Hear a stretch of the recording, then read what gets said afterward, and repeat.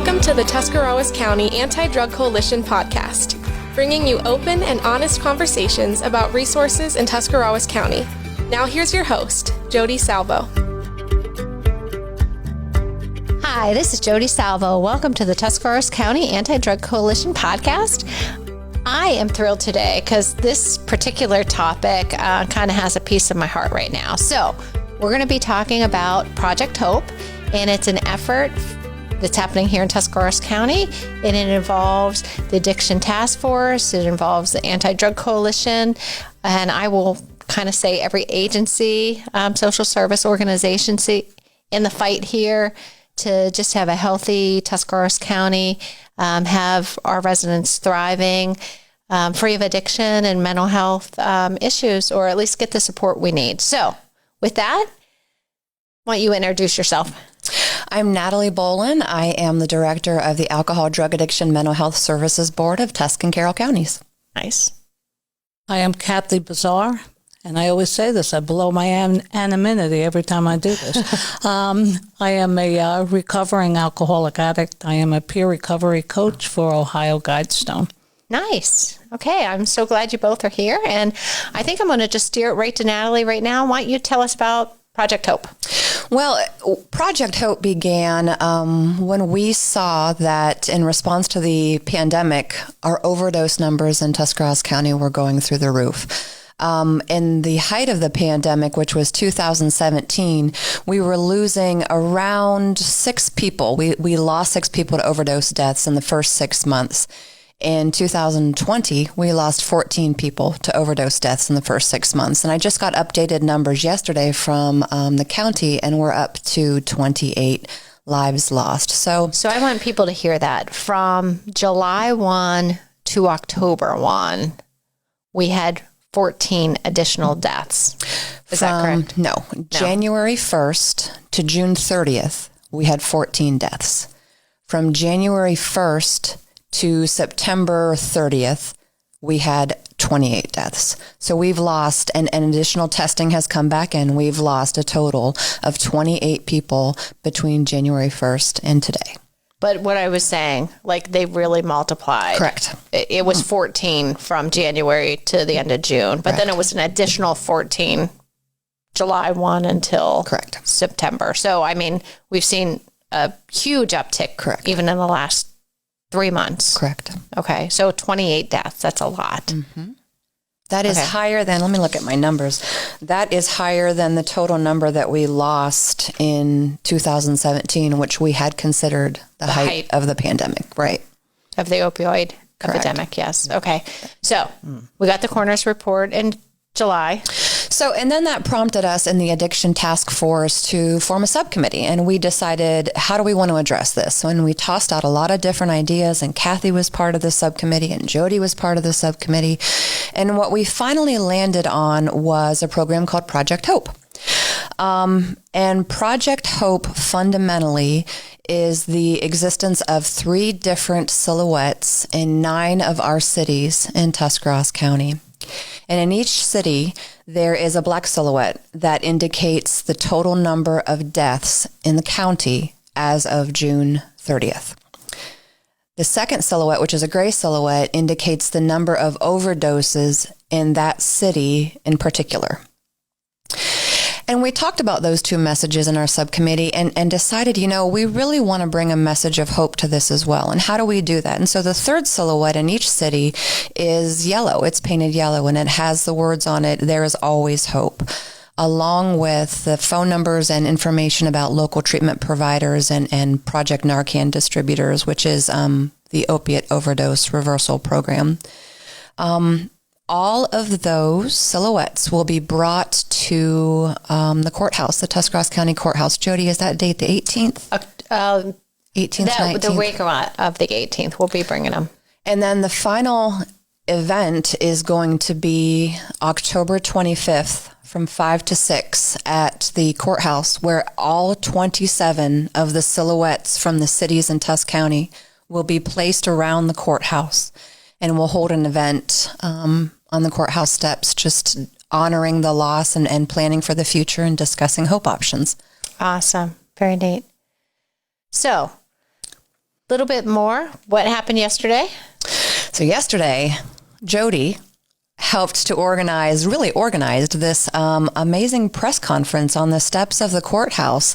And we had representatives from federal government, from our state government. We had Representative Brett Hillier, who is our local representative at the state level. We had our mayor, we had commissioners, we had family members, treatment providers, we had people in recovery. And they spoke about Project Hope and the goal of the initiative and what we hope for the community, and just really asked the county as a whole to work with us on this effort to decrease our opiate epidemic and help transition our community into treatment. So how does Project Hope do that? Like, what is the underlying hope for Project Hope? We know that awareness is one of the most significant factors in impacting something like this, whether it was the pandemic or whether it's our opiate epidemic. Making sure the community is aware of what the reality of the situation is. And the reality of the situation is we are losing more individuals to opiate overdoses than we ever have before. Along with that comes stigma reduction. One of the biggest reasons people won't seek treatment is because they're ashamed, because they're afraid, because honestly, they are not sure where to turn. So we really wanted to make sure that we took away the stigma related to the disease of addiction. And we talk a lot about how comparable and how similar a mental health or an addiction disease is to a physical disease. And just as if you're diagnosed with diabetes, you really do need full wraparound support and doctor support and guidance. It's the same thing if you have a mental health or addiction. We really do need to wrap all the different types of services around you, and there is a biological component to this. So while part of the goal of Project Hope is to let the community know the state of our overdose affairs, the other part of it is to let them know that there is treatment. There is treatment. There are resources. There are new things like peer support, which Kathy can talk some about. But the diagnosis or the experience of addiction is not the end of someone's story. There is the potential of hope, and there is the potential of recovery. Nice. And absolutely, Kathy, you're not going to get out of this without speaking. There's a lot that people need to hear your voice. But I do want to say, that stigma is certainly a barrier. And you touched on it yesterday when you spoke on sometimes when you're in the midst of addiction, feeling like you have no value or people see you a certain way.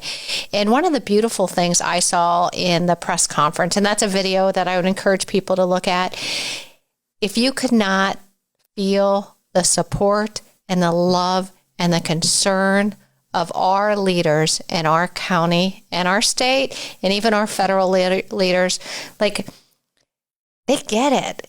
And you know what? They care. And I want anyone that's struggling or a family member that might be ashamed of this is going on in my house or family to know, no one's pointing fingers. Like, we realize that addiction is a real thing, and we understand mental health issues are real things. And we want people to get help, and we want them to know there is help, and we want them to know, hey, no one's pointing a finger here. We just want you to know that we got your back, and whatever we can do it as a community, we want to be doing, so you're not in a situation where you feel devalued or hopeless or isolated. So I just wanted to say that with the press conference. I think that was neat yesterday as well. Kathy, I'm going to turn to you because you have a whole different perspective. And what does this effort mean to someone that's in recovery? I expressed that yesterday. I have family members that are in this field. Okay. And they're, from a different state. And they cannot get over with how this community is. They have nothing like this. The support, the people that come together, how meetings are consistent. Everybody's too busy in other places. They just, we don't have time to do all that. I got involved with working for OhioGuidestone. Quick little thing. I actually got that job there by volunteering I volunteered there for 5 years. I would go there every Thursday night and talk to the girls, and then the job became available. So I worked at the Harbor House and now the Pier. And then Natalie was looking for someone for, a peer crisis response person. And here I am. I'm, like I say many times, I'm just overwhelmed with gratitude. I never take my sobriety for granted, and because I can't. And yes, and that people accept me for who I am. And that's the thing, like you're trying to convey about people out there. We don't see that when we're in the depths of our addiction. We just see the bottom. Okay. We have no self-esteem. We have no self-worth. So for us to see, I talk to people in early recovery, and it's hard for them to make that connection because we're intimidated. Yeah. I got a few years behind me, and I get intimidated by some of the people I'm around, Yeah. I was saying that, like, what am I doing here? Like, how did this happen? So when you're in early addiction, or in the depths of it, oh, my gosh, you just don't see that, I've been rattling my brain, like, how to reach these people that are walking in parking lots, sleeping down by the river. It's not safe for me to go there by myself, but do you know how much I would love to just go down there and say, no one's judging you out there. Yeah. There's no judgment here. I understand how you feel, and I understand that you feel there is no hope, but there is, Can I stop you 1 second? Can you explain to people what your job is? Because I think that'll help even just people understanding. Okay, they call it a peer recovery coach. You'll see peer recovery supporter, peer recovery specialist, and it's somebody who has fought addiction and has, worked a program of some sort and has gotten sober, and they help others because we can connect with another person because it's on a personal level. Now, is there guidelines how long you need to be in recovery before you act as a... It depends upon what agency you work for. I believe ours would at least like 3 years. Okay. Yeah. Because it's unfortunate. We're very lucky here how it's going. In other places, it's not going as well. Okay. So, yeah, it's good to have a good sobriety under you, so that you don't relapse yourself.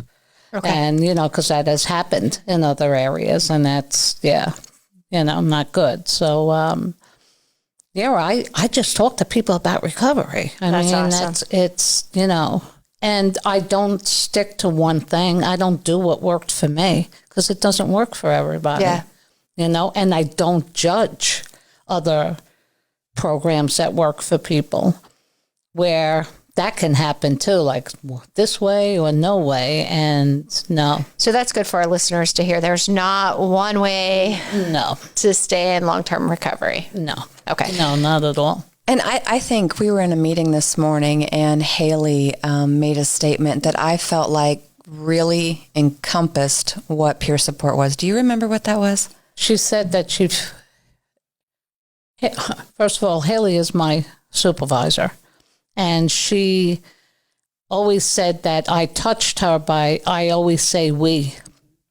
I never say I this, I that, because I feel it is a we disease and it is a we recovery. I could not do it by myself.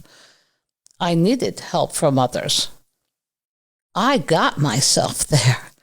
So I needed people to care but believe they cared. And Haley said, even in her counseling, there's just that part of people that she can't reach because she doesn't understand it.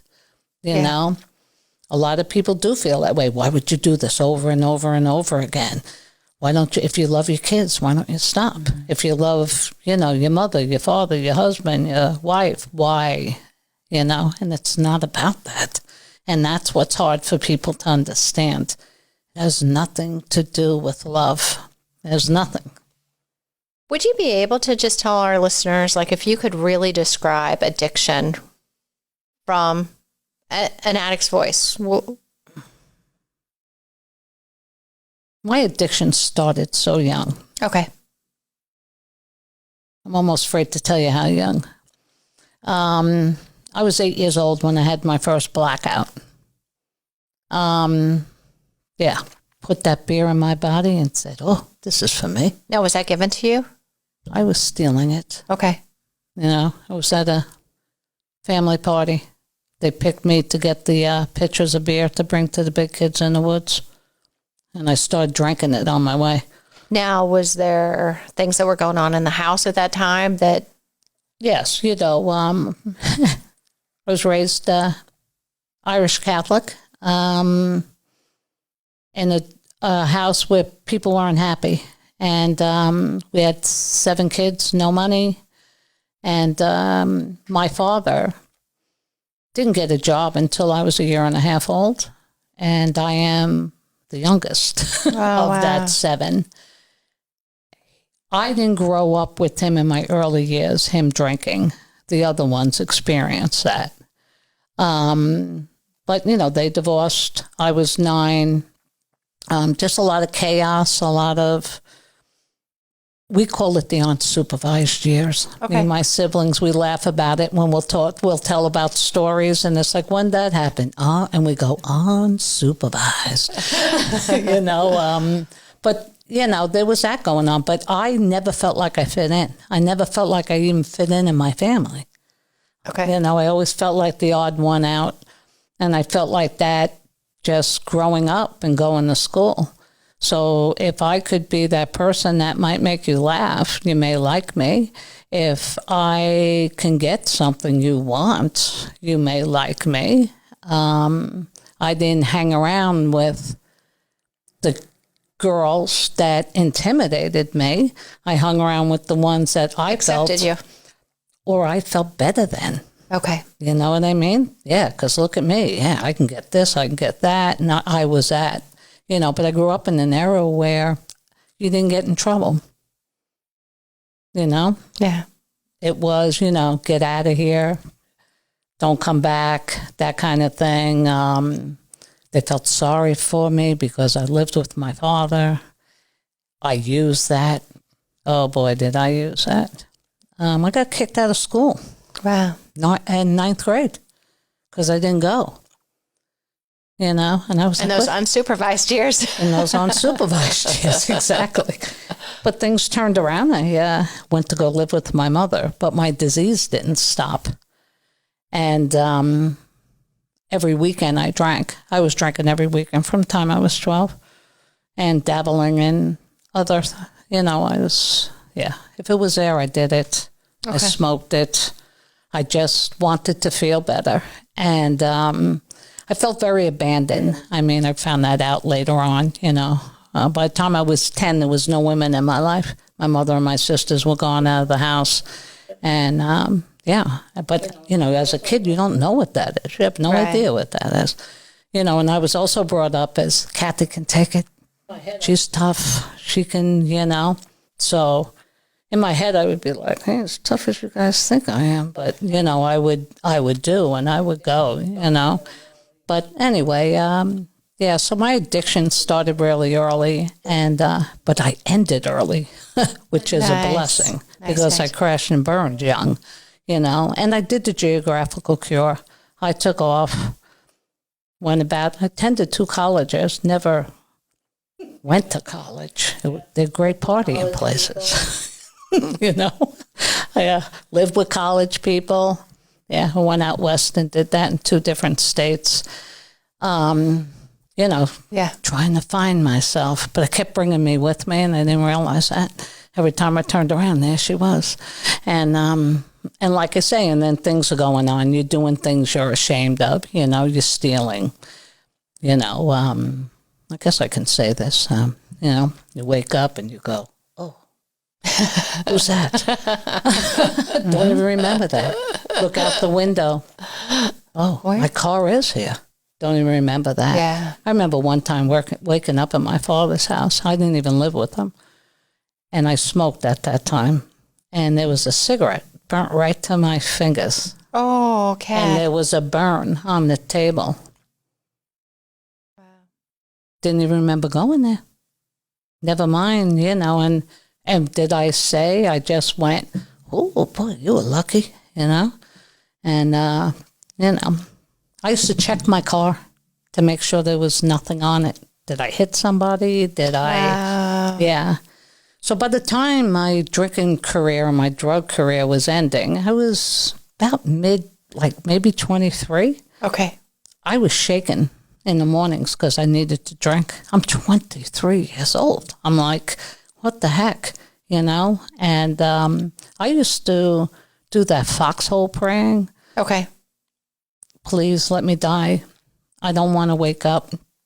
I don't want to feel like this. I can't go on like this. Because my family didn't want me anymore. They would treat me, I would say, like a hot potato. No, you take her. No, you take her. I don't want her. And I was just losing everything. I, believe it or not, got a county job when I got out of high school. And I had a good job. Had my own apartment, had a car, all this. I'm still drinking and drugging, but yeah. And how long were you able to keep that? Oh, I left because I moved to Texas and I was never coming back. I was 19 years old, and I did end up coming back on a Greyhound bus with 17 boxes. I said, you can't do that today either. I had everything, coffee table, TV, everything was in boxes. You need to be moving truck, right? Just take a Greyhound. But anyway. So you had about 9 years of addiction. Oh, yeah. What was your turning point? Like I say, that praying, that foxhole praying, because I wasn't, I was raised in a church. Stopped going to church on a regular basis after my parents split up because I thought God was Catholic. So I call myself a recovering Catholic now. Didn't understand why my mother could no longer attend church. And it really, it messed me up. But of course, when I went to live with her, she wanted me to complete those Catholic, do my, confirmation and get things done. But I did it for her, and I never attended church. So during this time, I'm going to say for me, it messed me up where I didn't feel worthy of any kind of, I didn't feel worthy of God. I did too many bad things, so I had let that go. Okay. Because I just had too much guilt, shame, and remorse that I carried around all the time. And when I was drinking like that and waking up, back in the day they had Quaaludes that they no longer have. I was eating 6 of them a day. 6. I don't know why, that you don't die, I walked off a mountain. I walked off a mountain one time in Utah and survived. Trying to end things? Or no, just I accidentally, it was not a situation I was used to being in. Okay. And I took 2 steps and I poofed all the way down. But these are things, and when you're in that, you don't say, why is God keeping me alive? Why am I alive? There's better purpose here. I'm not meant to live a life like, you're not saying that stuff, But when I got to that point of eating those Quaaludes every day and drinking like that I said, if I keep this up, I'm going to die. I'm going to die. And I didn't want to die. Okay. And I didn't want my mother to have to bury me. And I didn't want my siblings to have to do that. I wanted to live. Okay. But I didn't know how. I didn't know how. So how did you learn how to live? Well, because I bet there's a lot of people that struggle with, they hate the situation they're in and they're feeling that shame and guilt, but yet don't know how to live, which... Yeah. So at the time, I went to my mother and to my Italian father, as I call him, because he ended up to be my biological father. I didn't find that out till I was 21, then I really drank my face off. Poor me, We have a saying, pour me another drink. But anyway, I went to them, and they said, come in, but if you drink a drug, you're out of here. And I started from there. I went to a counseling service. This was up in the Adirondack Mountains in upstate New York. They were living there at that time. I went to Glens Falls is the name of the town, and I went to a drug counselor. And I started with her, and I went to her for quite a while.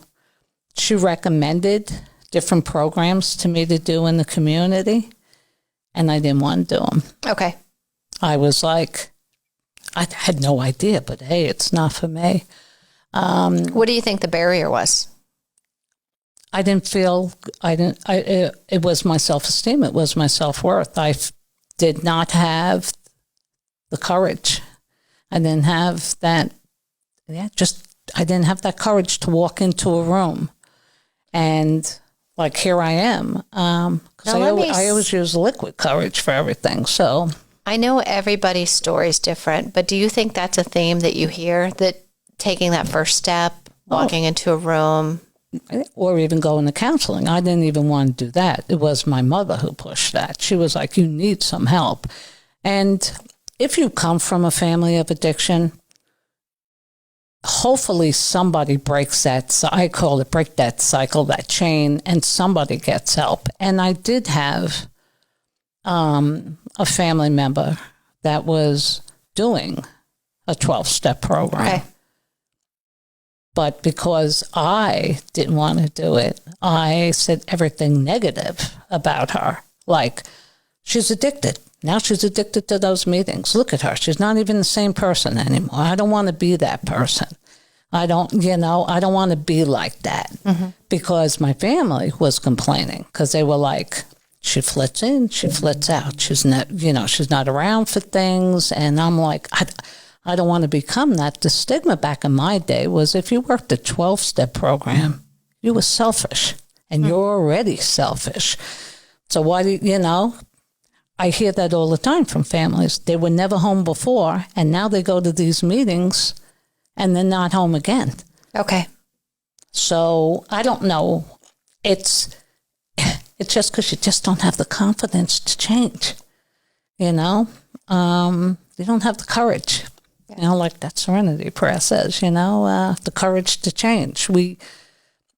It's hard to have that when you really feel you have nothing to give, and that people are looking at you like that. It's very hard to make that first step. Now, can I ask you a question? I know the recovery community is so supportive of each other. I know that. But say if someone's not in recovery, do you think community members can make a difference in helping encourage someone to take a step or go with someone? Or because often I get community members asking, what can I do? And I think when you're having this conversation about that fear or lack of confidence, is there a way that other people outside of the recovery community can encourage you or encourage a person struggling? Yes. And maybe not to go to to church or to a meeting, but just to say, hey, I'll have a cup of coffee with you. And did you ever read this book? Did you ever watch that movie?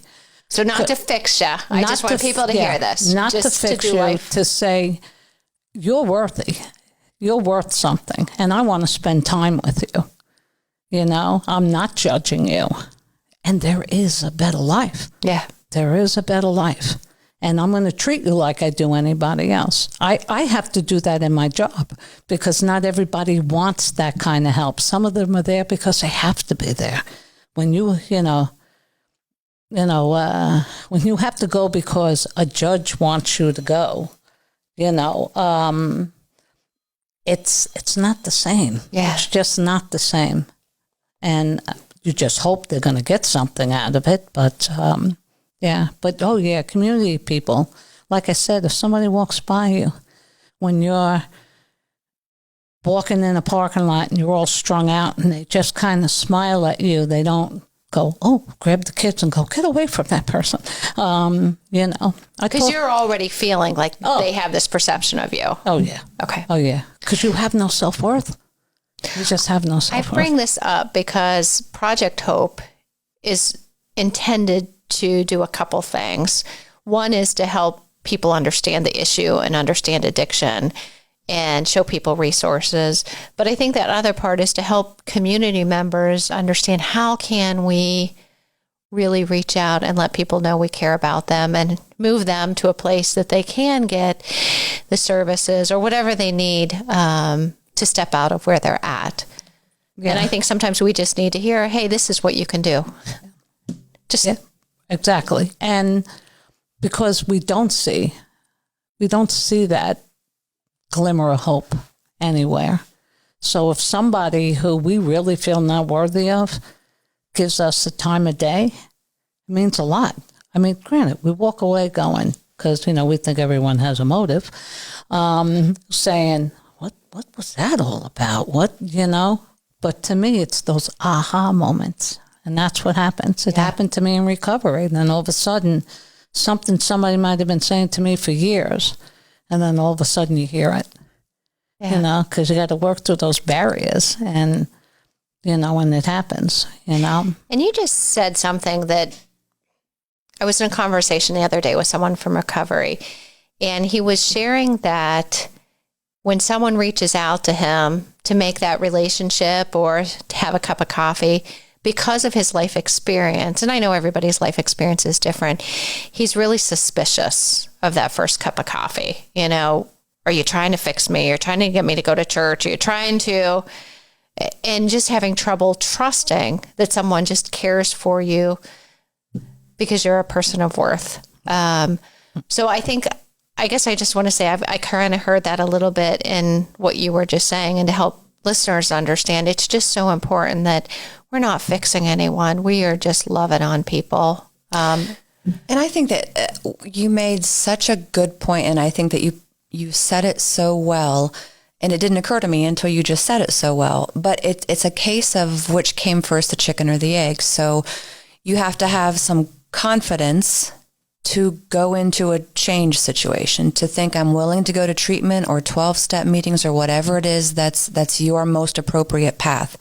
But how do you get that confidence until you're able to start to make some changes? So I almost feel like that's kind of the difficult position of addiction is you have to be, tell me if this is correct, Kathy. You almost sound like you have to find from the bottom of your soul, from the depths of your toes, some tiny level of either confidence or maybe even just faith that I can try this and make a change. Because typically for those of us who make changes, the confidence is there in the first place, but not with our addicted population. I say this often. It comes out of here and it goes to here. Okay. And unfortunately, I can't give that to somebody. We can't give it to somebody. Like you said, it's that feeling. Mm-hmm. Everybody's bottom is different, and that has to be so frustrating for people who don't understand addiction, because it's, and I've seen so much, and it's like, oh my gosh, they're still not done, I mean, we're not done till we're done. And unfortunately, sometimes we're not done till we are done. We're buried, yes, till we're done. It's that willingness. Mm-hmm. It's that willingness that all of a sudden we're like, all right, we're willing to try. I tried stopping. When I stopped at 23, I didn't do anything for a year. Then you have that person who says, come on, it's been a year. Don't you think you can have one? Don't you think? I knew in my heart. No way. I knew, but I did it anyway. Because I wasn't getting any help. I was doing it on my own. And that year that I did that, I got really, really drunk a couple of times. And I was actually with people who did not use. They didn't know me like that. And they said, whoever that was, we don't want to see that person ever again. Because I actually had a couple of women that offered me to go into business with them, to run a restaurant. And they were like, you're out. like, who was that person? Okay. You know? Yeah. And a lot of us turn our drug or our alcoholism into a dysfunctional relationship. And 99% of the time, I say 99%, it may be wrong, I see people go back out in early recovery, it's over a relationship. It's over because we're addicted to, I would kid when I worked at the Harbor House. Oh, he said hello. I'm in love, you know? But that's how because anything that's going to make us feel good, that instant gratification is what we strive for, because that's what we feel like we've been missing, even though you could have had the most loving family. I had a nephew, 25 years old, die of an overdose. I'm sorry. Thank you. He was on my husband's side of the family. Very, very well-to-do family. So I always say it has no discrimination. But he was always that kid in the family. It was so funny because me and my husband got along with him. I said there was always that attraction. I would always say, he's one of us. You know, he's just one of us. And, you know, and you could always tell, like, he never fit in. It had nothing to do with love, and it had nothing to do with going to private schools and living in 2 different countries while you were growing up. They were in Singapore, they were in Paris, you know, and he got into some trouble.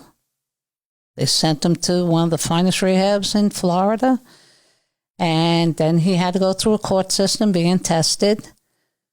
The day he graduated, I didn't have the heart. His father broke my heart. Not that his mother didn't, but his father was convinced. He said, Kathy, I'm telling you, it wasn't drugs. It was because there was no evidence at the time. They had to wait. You knew. My husband and I, we said he celebrated. We knew he celebrated, you know? Yeah. And that's so sad, you know, because it didn't go from here to here. Yeah. I hear that in recovery court. I was working with a guy, you know what he said? The whole 18 months I kept saying, as soon as I'm done, I'm going to get high, as soon as I'm done. But I got him to admit that the second time he went through his 18 months. I said, will you think? He said, yeah, I was. He goes, I'm not doing that this time, you know, awesome. And he shared that with others. And it was good. It was good for the judge to hear that, because she was even like, the whole time, like, and he said, yeah, I just wanted to be done, but I wasn't done using my drugs. So, yeah. So you just brought up recovery court. Yeah. Can you just share a little bit with the community? Because that's it's special. It is amazing. It is so amazing. I appreciate your story just now. It's not always perfect. No, right. I know what you're saying. Yeah. Recovery court. I said, who does this? A judge, person from the health department, the fire department, sheriff, a counseling agency. I'm trying to think. Sometimes I go, a case manager, and they sit before court starts and says, what's going on with these people? How can we help them? What can we do? I said, they take an hour. Well, now they even changed it. I think it's 2 hours before court every week to do that for people they don't even know. And that's what I express to these people. Do you realize? So I like working with those recovery court people to let them know they do not have to do this. They don't know you. They see your record. By looking at your record, you think, you know, they want to, you know, are they somebody they'd hang out with? No. I said, but they want to help you. So we have the recovery court here, which does an amazing job. Yes. And I absolutely know the judges and everyone involved, like you said, really care. And you also mentioned going on the QRT, the quick response team. Yes. Tell people about that a little bit. The quick response team is a sheriff. It's always the same sheriff. His name is Troy. Really nice man. And then fire department, the New Philly Fire Department, Wes, he goes. And then it's always somebody from an agency. We're down to 2 now. Okay. So, which is kind of good because they're glad now I'm going every other week. But we go out to the homes where the person had an overdose. It's, unfortunately, many times it's not where they live. It's where it happened. Okay. Or the address we get is of a family member. And so we go and we bring them a packet of information from the community. Recently, I've added to that packet detox centers, meetings in the community, all, insurances, Medicaid or private, men, women, facilities all over the state. It's not just for here because it's not about just taking care of our own when it comes to people getting help. And I don't think they realize that either, is that we just want people to get help regardless of where they go. And I'll tell you, sometimes it's not easy going on those calls because it's the family members, you see. There was one day we went out and 3 people cried on us that day.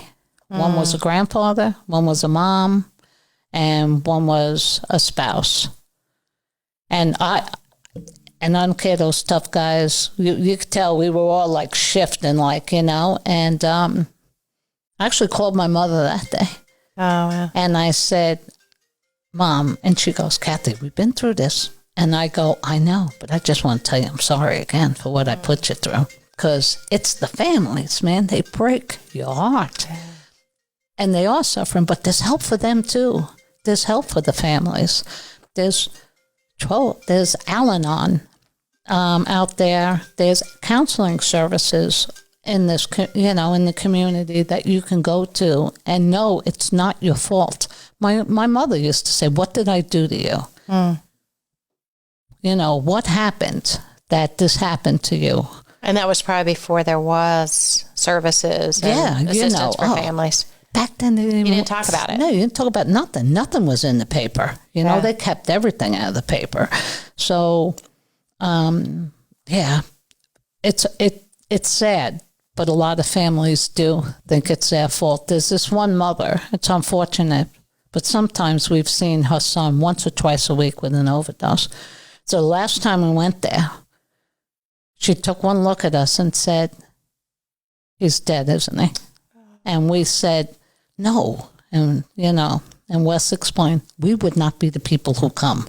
So when you see us, it's not for that. Yeah, right.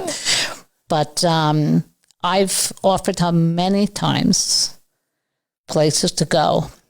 And I even said, I'll take you. I'll go with you.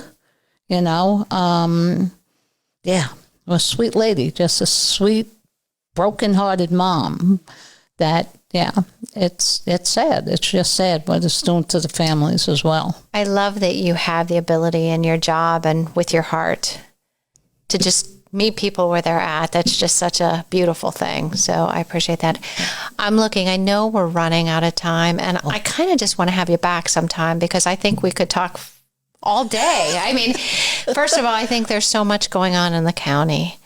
I think you have such a beautiful perspective from being in addiction, being in really long-term recovery, and you're just honest and transparent. And if we had more time, I heard you yesterday at the press conference just talk about, it's still a struggle after many years of recovery, being in a pandemic and isolation. And I think you're a great spokesperson to be able to just be honest and transparent and, have experienced a life experience and yet walking alongside so many people in such unique ways, the quick response team. So Kathy, I hate to stop because I just want to have you back.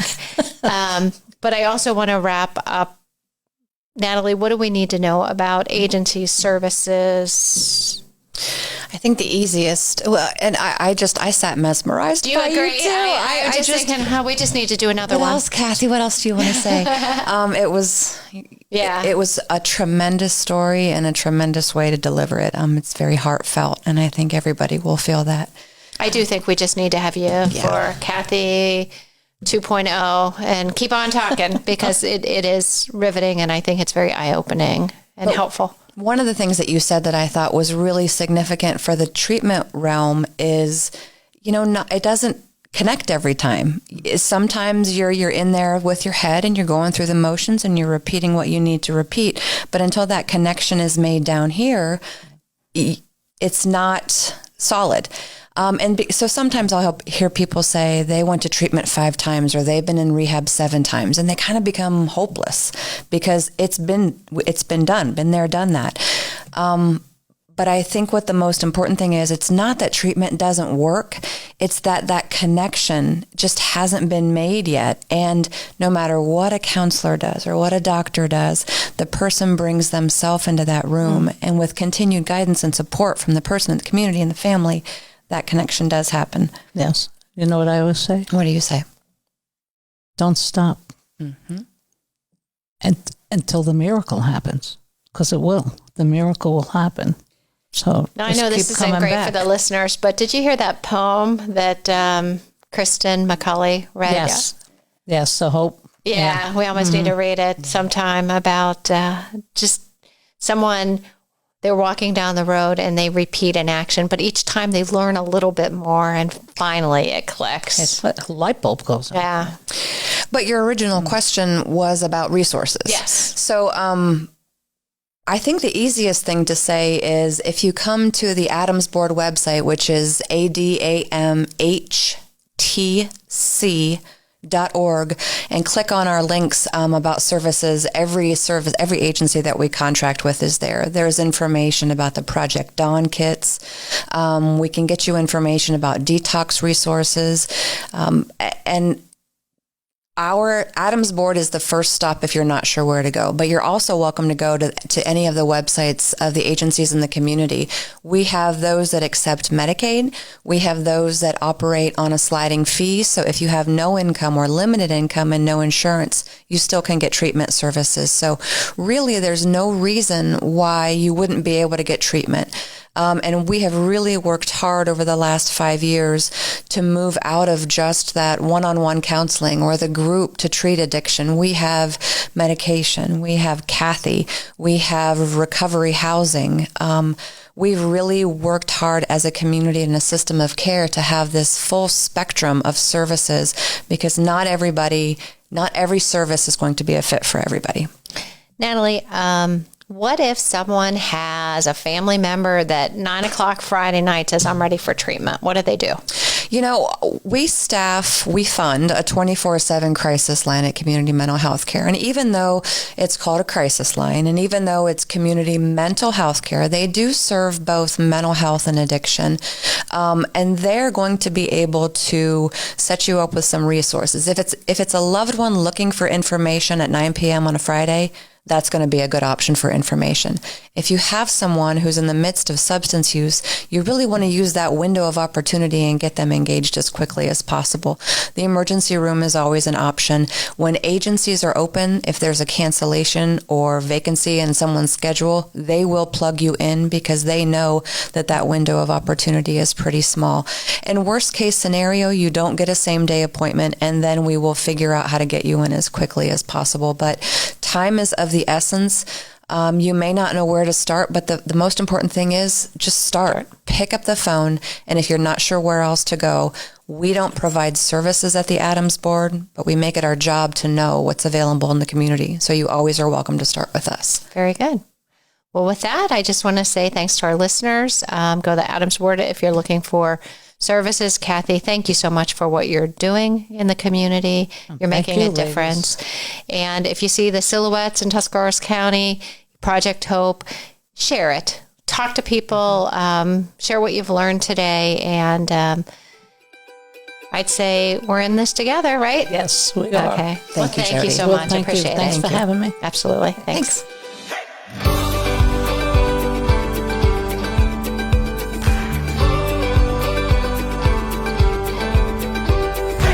Thanks for listening to this episode of the Tuscarawas County Anti-Drug Coalition podcast.